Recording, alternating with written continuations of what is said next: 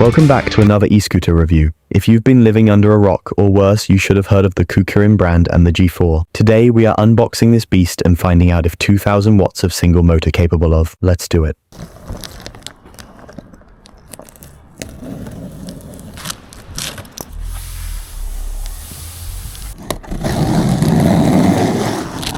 Alright, this is what you get with the G4, nothing crazy. Just the essentials like every other brand. We've got the toolkit. It's got everything you need for the assembly, which is basically just getting those handlebars and fenders on. The manual. It's there if you're bored, you can read it. They've included a new front fender and a rear fender, but I'm skipping the rear one. Why? Because the G4 has this incredible chunky rear motor design, and hiding it feels like a crime against aesthetics. Then, the charger. That's pretty much it.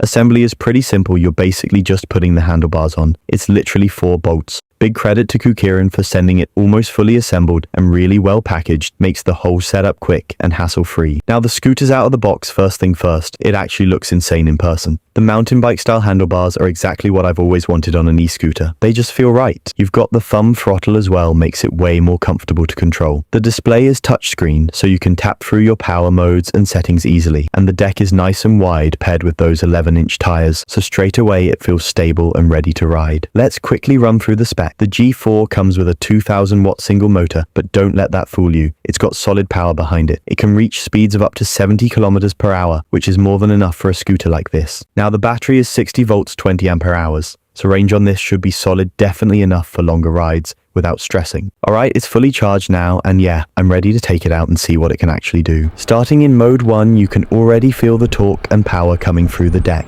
And as you can see on the display, mode 1 tops out at around 20 kilometers per hour. Switching to mode 2, you can instantly feel the power kick in. Acceleration and response are on point. I was hitting around 40 kilometers per hour, saw some people walking by, so had to ease off a bit. Now mode 3 on the G4, not gonna lie, it's scary. You really get the full potential of this scooter. Stability is insane, and even with it being a single motor, I wasn't worried about hills. Honestly, I can already tell this thing handles them easily. Usually, single motor scooters die the second they see a hill or some dirt.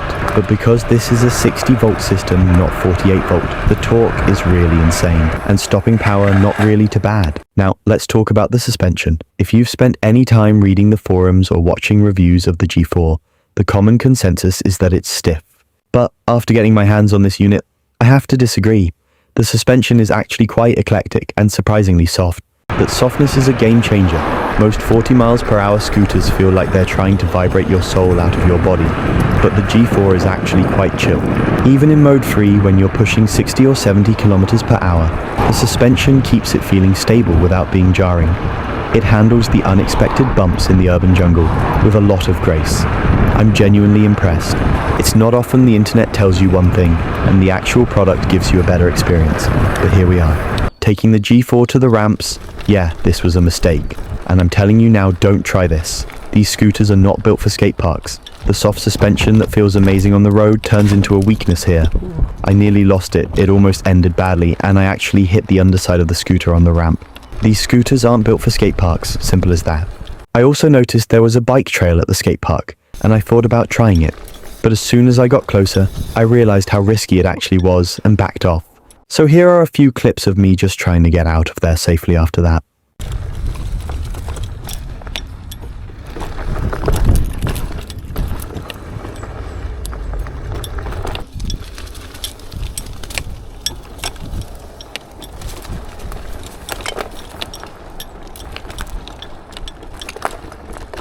But this isn't the end of the test, not even close. I picked this location for a reason. There's a trail here and a proper hill climb, and I've had scooters fail on this exact spot before. But the G4, I know it has the potential, and I'm confident it's going to handle it. It actually did it.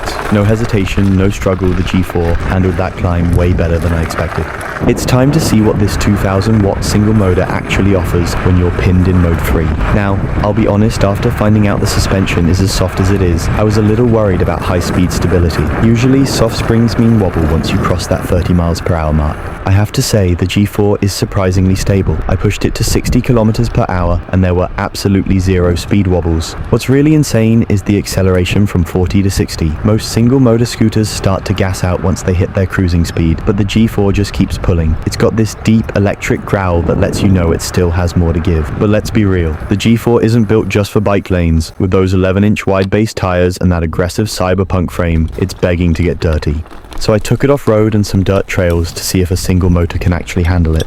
Now, for the people saying the G4 suspension is stiff, I'm convinced they haven't actually ridden it. I've tested this thing everywhere, skate parks, hills, trails, and it's surprisingly plush. It's active, responsive, and it absorbs way better than most scooters in this price range. Even on sections where I expected it to struggle, like loose gravel climbs or sharp uneven patches, it just keeps pulling. The single motor doesn't feel like a limitation. I'm actually impressed at how it keeps traction, keeps stability, and doesn't fight me back.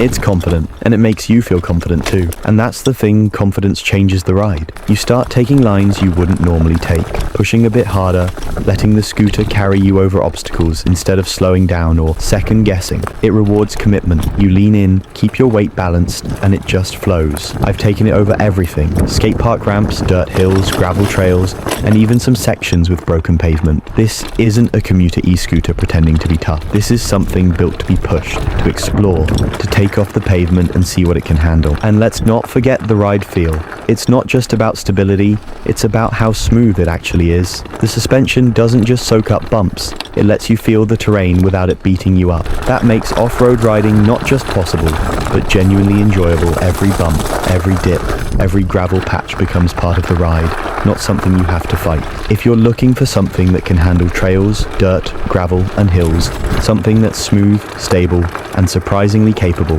the G4 is exactly that. It's not flashy for no reason. Every design choice, every inch of tire, every millimeter of suspension is working to give you control and confidence.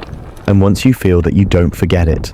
Overall, the G4 really surprised me. It's stable, smooth, and handles off-road far better than you'd expect from a single motor scooter. The suspension is excellent and it tackles hills, trails, gravel, and rough terrain with confidence. I believe this is the 2026 version. 2025 models had orange brake pads, but the new unit feels improved and even more stable. I'll definitely keep testing it to see what the G4 can really do, because honestly, it feels like it has even more to offer. On this test ride, I covered 11 kilometers and only used about 10% of the battery, which is impressive. 60 volts really packs a punch. If you're interested in picking one up for yourself, there's a link in my description for both EU and UK sites, and my discount code is included. Using it saves you some money and supports the channel, which I really appreciate. Thanks for watching, and if you have any questions, drop them in the comments. Cheers, and I'll see you in the next one.